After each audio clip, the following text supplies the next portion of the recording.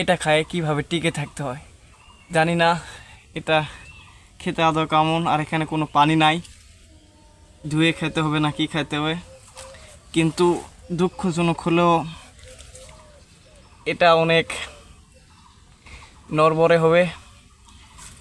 কি করব গাইস, এটা খায় টিকে থাকতে হবে। যাই হোক,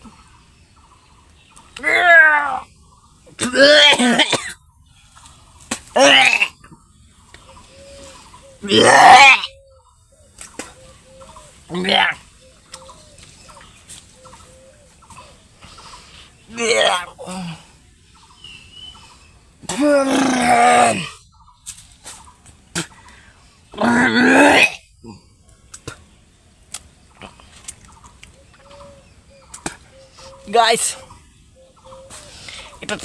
এটা টেস্টটা শুধু আপনাদেরকে বলি, এটা এতটাই জঘন্য আর এতটাই বাজে, ঠিক গরুর গোবরের মতন। এটা এতটা কচকচে আর সাথে এটা নিতে পারবেন না আপনারা। কি বলবো, এটা এটা আমার ভাষা জানা নাই গাইস, এতটাই জঘন্য। আর এটা তো কচকচিটা ঠিক জুতার রাবারের মতো। এটা টেস্টটা ঠিক ওইভাবে আমি অনুমান করে বলতে পারবো না, কিন্তু এটা খায় এই এই প্রত্যন্ত এই জঙ্গলে টিকে থাকতে হবে, কিছু করার নাই। কিন্তু আপনারা কখনো হাল ছাড়বেন না। আর এই পরিস্থিতিতে যদি আপনারা কখনো পড়েন, এই কৌশলে চলবেন। এখানে না পাবেন পানি, না পাবেন কোনো ভালো খাবার, এখানে সাপ পোকামাকড় কেঁচু, এই বনশৌর এগুলো খায় টিকে থাকতে হবে। So follow me. এইমাত্র খাবারটা খাওয়া শেষ করলাম আর সামনের দিকে একটু গুটি গুটি পা এগিয়ে গেলাম। সামনে দেখি জঙ্গল, প্রচণ্ড জঙ্গল পার হয়ে সামনে কিছুটা দূর তাকিয়ে দেখলাম সূর্যের আলো কিছুটা দেখা যায়। সামনে এই ঘন জঙ্গল, ঘন বসতি বা ঘন জঙ্গল পার হয়ে সামনে এক সুন্দর ফাঁকা মাঠ। এই মাঠটা সামনের দিকে এগিয়ে আমার মনে হয় গন্তব্যস্থলে আমি পৌঁছে যাব।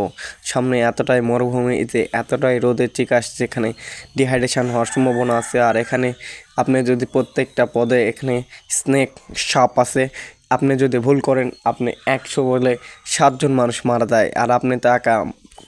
আর চারিপাশটা ভালো করে দেখলাম, দেখার পরে এখানে কোনো কিছু দেখা মিলে নাকি, কিন্তু দুঃখজনক হলো সামনে আমার চোখে এতটাই এতটাই এতটাই ভয় কাজ করতেছে কেন জানি না। জঙ্গল পেরিয়ে সামনেই মরুভূমি, কিছুটা আনন্দ আর কিছুটা ভালো লাগাও কাজ করতেছে, কিন্তু দুঃখজনক হলেও সামনের পথটা পাড়িয়ে দিয়ে দেখা যায় না কোনো কিছু।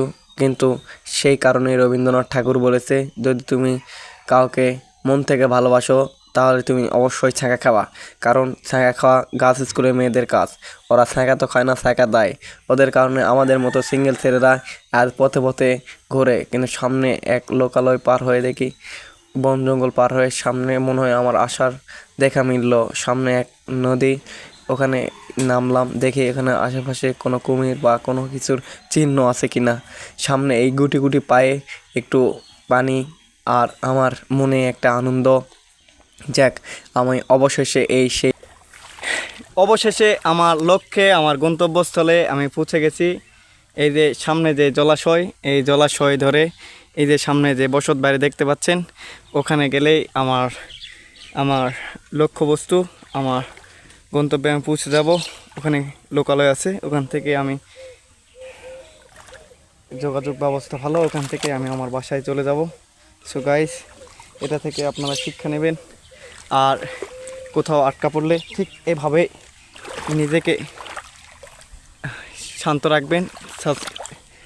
সারভাইভ ক্ষেত্রে কখনো হতাশ হবেন না, চেষ্টা করলে কখনোই কেউ ব্যর্থ হয় না, আমার বাস্তব অভিজ্ঞতা থেকে বলতেছি। সো আপনারা সকলেই ভালো থাকবেন। আল্লাহ হাফেজ, আসসালামু আলাইকুম।